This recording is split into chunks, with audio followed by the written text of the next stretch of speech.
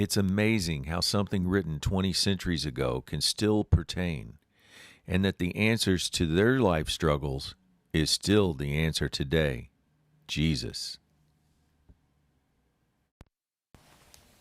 Top of the morning to you.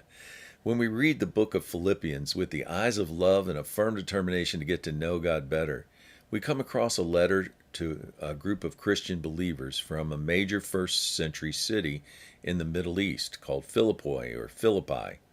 This letter is still relevant in our 21st century when it comes to understanding what a life of a true believer should look like.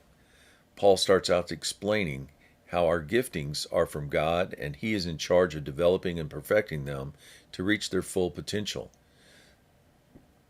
All we have to do is focus on attaining true love, letting it become fully developed within us, verse 9, in knowledge and all keen insight, so we can come to know and value things that are excellent and of real value in life.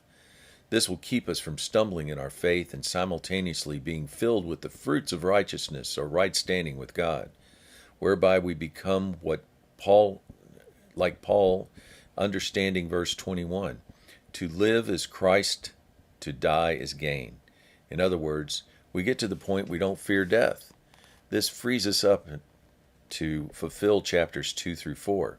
Here we are able to live in harmony, no selfishness allowed, rather plenty of humility, being humble, just like Christ in chapter 2, verse 7.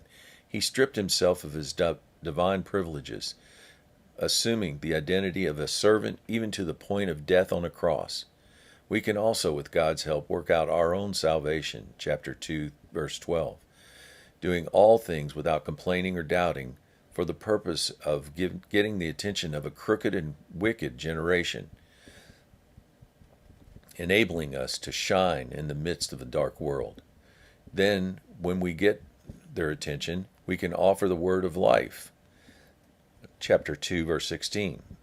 How do we develop this love? Chapter 3 advises us to delight ourselves in the Lord, putting no confidence in our flesh. Be determined, like Paul, to progressively and more deeply get to know the wonders and power of God's person. Word of encouragement.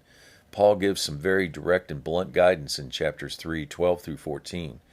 Press on towards Jesus, laying hold and making our own what He paid for, all the while forgetting the past and straining forward to what lies ahead.